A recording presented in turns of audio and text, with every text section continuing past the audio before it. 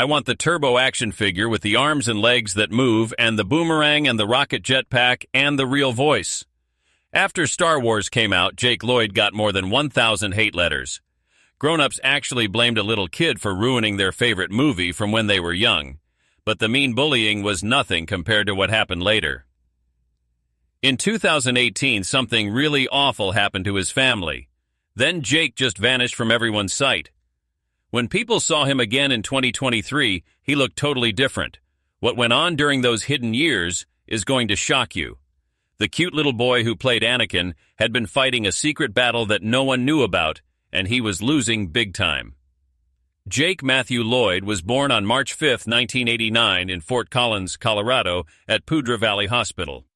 The town was quiet with lots of mountains and fresh air, and his parents tried to make a cozy home there. His mom, Lisa, was an entertainment agent, and his dad, Bill, worked as an EMT. They raised Jake and his little sister Madison in a house where working hard and being creative were super important. When Jake was only 4, he was already doing little shows at school and cracking up the whole family at dinner. Fort Collins had small theater groups and kids programs that let him try acting. Lisa saw how he made everyone smile the second he walked in, and how he never got scared with all eyes on him. Even though money was super tight, she kept helping him chase his dream. Those local commercials and tiny TV parts felt like baby steps to something huge. Jake was just naturally good. At 4, he could act out whole scenes like he'd practiced forever.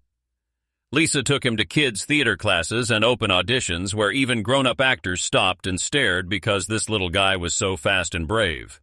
When he was 6, he got a Smucker's Jam commercial in 1995 and thing. Z started speeding up. He did school plays, community shows, and small acting jobs around the area. Teachers said he was born funny. Directors said he was fearless. Every time he got on stage, he got more comfy with bright lights, cameras, and all that pressure. When he turned 7, everything changed. His parents got divorced and the family moved to Indianapolis, Indiana, hoping life would calm down. Instead, the new city brought new problems. Bills kept piling up, child support wasn't steady, and even buying groceries felt hard. But Lisa jumped into action. She used her old work contacts and got Jake into commercial tryouts before they even finished unpacking. Those jobs paid the rent, put food on the table, and kept them going. At the same time, they pulled Jake deeper into the crazy world of being a kid star. Lisa later said starting him so young was both a gift and a huge weight. She was just trying to keep her kids safe, but she was also pushing her son into a world she hardly understood herself. When Jake started at Carmel High School later on, he carried all that stuff with him. Classes, fame, kids staring or whispering, stress at home, scared of letting people down, feeling pulled in a million directions. His mom tried to stay part of his acting choices, and sometimes they fought when auditions got in the way of tests. Teachers saw how hard he worked to juggle everything, while his childhood wasn't normal anymore. With every big job, he got more sensitive, more aware that the whole world was watching. All of that sat on top of the divorce he went through when he was 8. Court visits, yelling, stuff no kid should ever have to see. Lisa later said those moments changed him forever. He got careful around people. Even tiny criticism hurt a lot. And when fame hit, that hurt got way worse. The mix of family fights and sudden celebrity made his childhood heavy and scary. Then came the big chance that took him from his little town straight to Hollywood. In 1996, at 7 years old, Jake got his first real acting job on the super popular show ER. He played Jimmy Sweet, a kid with a rare sickness, in 4 episodes that aired from October to November that year. The lights were super bright, the days were long, sometimes 12 hours, and he had to do super sad scenes right next to George Clooney. He cried exactly when they said action, asked heartbreaking questions about dying, and made the whole set go quiet with his shaky little voice. Everyone saw he was the real deal. That job opened the huge door he was about to walk through. More tryouts came fast. He tried out for more than 20 parts before he got JJ in the 1996 movie Unhook the Stars. The competition was crazy. The callbacks never ended, but he kept winning everyone over. Filming asked everything from him.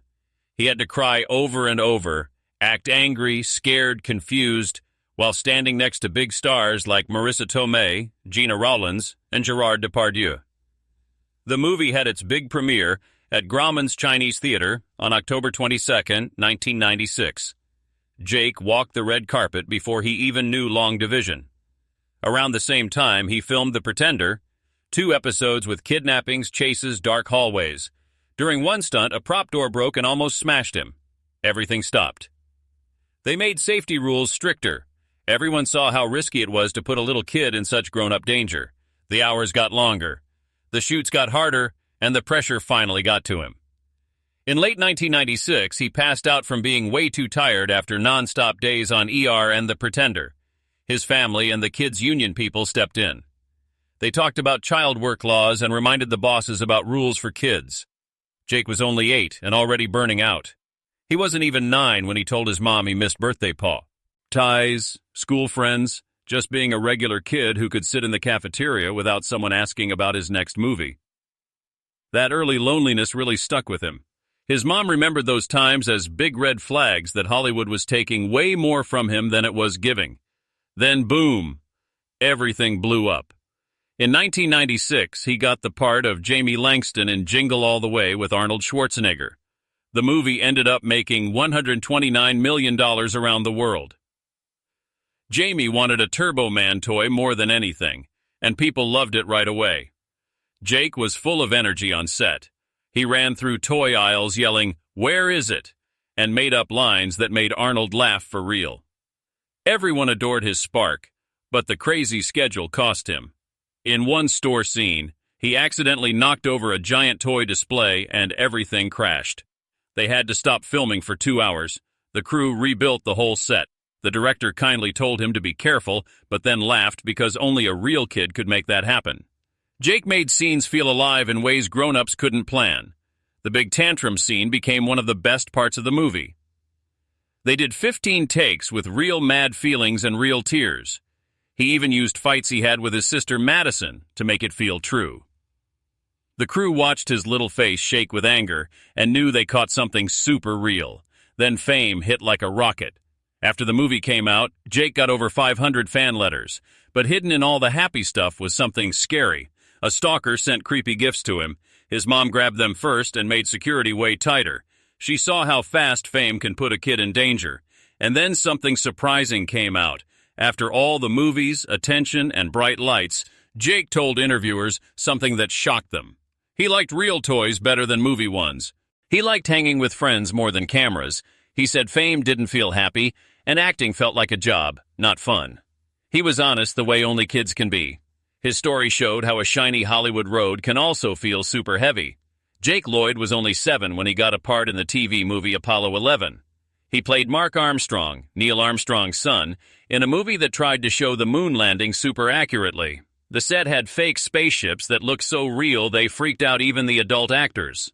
The zero-gravity machine spun everyone until people got sick, and Jake got sick too. He spent hours inside the fake command module, sweating under hot lights, feeling dizzy, and still trying to remember his lines. Real Apollo 11 experts watched every second, fixing how actors breathed, sat, even looked at the controls. Jake was just a kid, but he had to act like he understood huge history moments. That job pushed him into a world way heavier than he thought. It also made him think about what astronauts and their families really went through. The lines he had to learn came straight from real 1969 radio talks and NASA papers. It was hard and technical, but he had to say it like it was normal. One day he added a line that wasn't in the script. His character admitted being scared of space travel. It came from Jake's own fear of flying to Florida, where they kept taking little planes. He said those flights made his tummy flip more than the spinning machines. The made-up line surprised the crew because it felt so true. Director Stephen Robman said it showed a deeper, honest side of Jake that was more than just saying lines. Older actors noticed it too.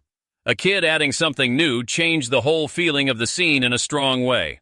Working with grown-up actors taught him stuff he was way too young to learn. Jeffrey Donovan, who played Buzz Aldrin, looked out for him and gave. He tips about long scenes and staying calm when they had to film again and again. Jake tried super hard to listen, but sometimes his kid energy popped out.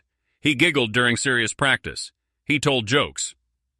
A producer got mad and yelled at him in front of everyone. A bunch of takes got ruined by laughing. It made Jake feel bad, but it taught him how strict movie sets can be. The actors saw he kept trying and liked that a 7-year-old was learning pro stuff while still being a goofy kid. His work on Apollo 11 got him a Young Artist Award nomination, super rare for a kid in a history movie. People loved how real the film felt, especially kids seeing the moon landing story for the first time. Behind the scenes, filming was tough. In Florida, he wore thick old-time clothes that stuck to him in the steamy air. The costume rubbed his skin raw on his arms and neck. Some days went super long and he had to stay focused while sweating buckets. He pushed through and showed he was tougher than anyone thought. The nomination felt like proof of everything he survived those weeks. That job made him love science stories even more. He didn't know it yet, but Apollo 11 was getting him ready for the role that would change everything. Playing Mark Armstrong taught him how to mix real history with pretend, a skill he'd need for Star Wars. When people asked about dream roles after, he always said space and science stuff. Nobody knew the biggest sci-fi movies ever were waiting right ahead. In 1997, when he was 8, his life flipped upside down. He went into a huge audition with over 3,000 kids from the US and Europe. They all wanted to play young Anakin Skywalker. Jake walked in knowing zero about sci-fi, not even what a Jedi was, and no clue how big Star Wars was. He just read the pod racing scene super honest and simple. George Lucas watched and felt something real, not fake or too perfect. That real kid energy made Jake stand out from thousands. He didn't know it, but that one reading already beat kids who had acted for years. The next callbacks were even more shocking. Kids who looked perfect and said lines clean got cut. They felt too grown up. Lucas wanted a real kid voice, not a tiny adult. Jake's normal Midwestern voice and happy confidence were exactly what Lucas pictured for little Anakin. His final test with Liam Neeson sealed the deal. Neeson talked with Jake, reacted to him, and afterward said the kid had something super special. Just like that, Jake got one of the biggest roles ever. Even though he was from a small town and had never been the main star, Lucas worked with him a ton in practice. He wanted Jake to feel the big emotions of the Force. One day during a pretend lightsaber fight, Lucas swung the toy saber a little too hard. Jake put his hand up, and the edge hit him hard enough to burn his skin. It was a small hurt, but it stung bad. Jake made a face, shook his hand, and kept going. The grown-ups were shocked because it showed how much pressure he was handling and how tough he was. Before filming even started, Jake's family had secret meetings with Lucasfilm. They signed big papers saying they couldn't tell anyone, and they talked money. Jake got $500,000. A few years earlier, that number sounded impossible. Jake started drawing pod racers during school breaks. His pictures were so good that the prop team actually used some ideas for the real toys. The crew loved how excited he was. They said it felt like the kid wasn't just acting in Star Wars, he was helping create it. The casting was supposed to stay secret until the big announcement, but it leaked. Tabloid papers found out, and suddenly reporters showed up at his school.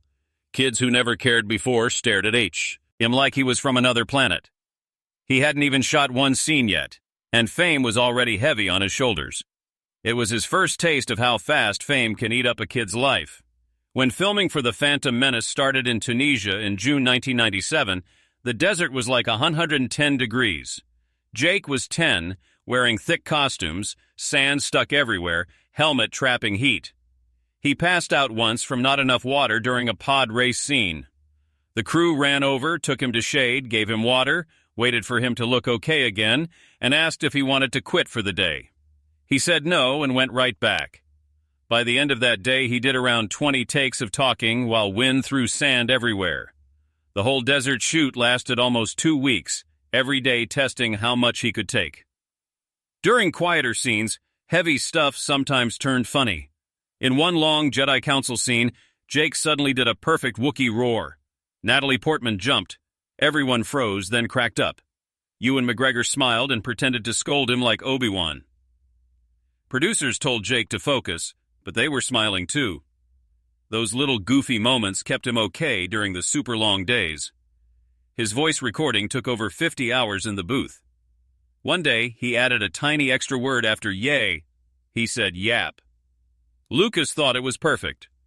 Some editors said it was too babyish. Lucas said keep it. That tiny word stayed in the movie and became one of the lines fans still love and quote. California Rules said he could only work 4 hours a day, so the whole giant movie had to plan around a kid's schedule. It made things slower. Some scenes took days and days. After one super tiring morning, Jake started crying off camera. He was worn out, overwhelmed, trying to carry a huge role no 10-year-old could totally get. The crew saw how much he was holding in. They tried to protect him, but they still had deadlines and scenes to finish. When filming finally ended in 1998, he kept a little pod racer model from the set. It looked like a fun toy, but it meant more. He had been away from normal life for 6 whole months. No real school, no friends. The model reminded him how weird and lonely it all felt. Later he said he just wanted to play like other kids, but instead he lived in a grown-up movie world. On May 19, 1999, he walked the red carpet at Mann's Chinese Theater. He was 10, in a suit, camera flashes everywhere, crowds cheering, everyone wanting a picture. The movie made $64 million its first weekend and ended up over $1 billion total. Jake became world famous overnight. He smiled, waved, felt the rush. He had no clue a huge storm was coming. As soon as critics saw it, lots attacked him. Reviews called him stiff. Some said he ruined the movie. Grown-ups online made mean nicknames and fun of him. He was too young to get it, but his mom did. Scary hate letters started coming to their house. Over 1,000 letters full of anger and meanness. His mom tried to hide them. His face was on toys, cereal, video games everywhere. Kids all over played as his character. But at his own school, kids bullied him non-stop. They repeated his lines, copied his voice in a mean way. Hallways were full of teasing. The pressure crushed him so much he started staying home, skipping school, feeling super anxious. Newsweek wrote a harsh review just about him. Ron Howard got mad and wrote a letter saying it was unfair to attack a child. His letter went around Hollywood reminding everyone kids need kindness, not hate. Fan conventions were weird. Some fans were sweet like kings and queens. Others yelled mean stuff right to his face. By 2002, he needed 8 bodyguards at one event because of threats. Fear got bigger. He stopped trusting people. Super fast, he quit acting forever. The price was too high. In 2000, Jake won a Yuncha's Artist Award. He stood on stage smiling, thanking his family, trying to feel happy. The clapping only lasted minutes. The hate never stopped. Some threats were so scary they had to add more safety at home. Jake Lloyd was only 11 when he took one of the darkest roles ever. In 2000, he played Mike Cooper in a scary movie called Die With Me about a teen stuck in a deadly online game. The scenes were super heavy, way too grown up for most kids. He had to do long police questioning scenes and work with coaches to not get too upset by the story. Still, the dark stuff stuck with him and left him shaken. People still called him Anakin, but this movie felt like he was moving from bright Star Wars lights into something scary. The movie didn't make him more famous or save his career. Instead, it was the quiet start of him walking away from Hollywood. His next job felt lighter, but wasn't enough to keep him interested. He played Mike McCormick in Madison, filmed in 2001 and out in 2005. The young son of a race car driver played by Jim Caviezel. Everything felt real. The go-karts were real. The speed was real. The danger was real. Jake had to learn to drive the kart himself. During one race scene, he lost control and crashed. It wasn't deadly, but stopped filming for days. It made him really think about why he was still doing this. The stress, the watching eyes, the whispers. By the time Madison came out, Jake had already quit.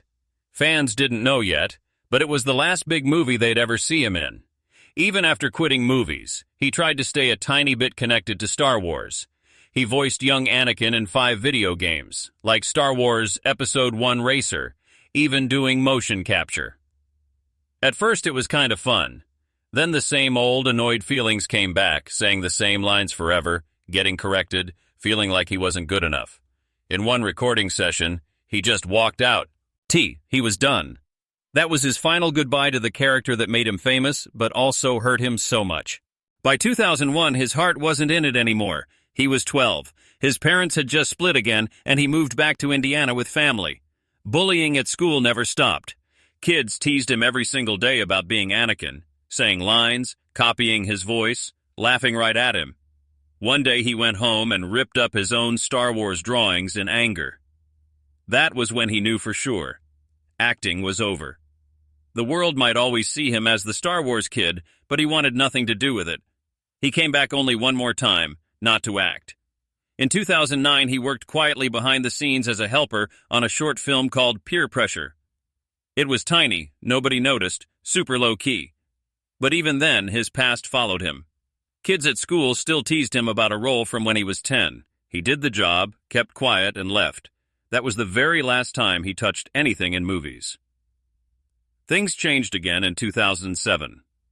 He graduated Carmel High School and tried college in Chicago to study film and psychology. Just months later, his mind started slipping in scary ways. He saw things that weren't real. He felt watched even alone. Everything felt fake. By spring 2008, he had to quit school. Doctors later said he has schizophrenia, and his mom said it runs on his dad's side of the family. It came on fast, paranoia, seeing and hearing things, fear, and since he didn't know what was happening, he couldn't ask for help. It was the beginning of a long, quiet battle.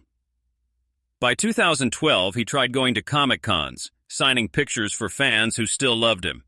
Instead, he met grown-ups who were super cruel, yelling that he ruined their childhood because of a movie he made at 8. Some mocked him right to his face while he tried to smile. Every con hurt more. His hands shook, his breathing got weird, his chest felt tight. Soon he stopped going at all. What should have been happy memories turned into new wounds. Then he lost. The person who meant the most. In 2018, his little sister Madison died at 26. It crushed him in a way he couldn't even process. She was the one who sat with him during bad episodes, the one who got him without words. After she was gone, he fell deeper into confusion.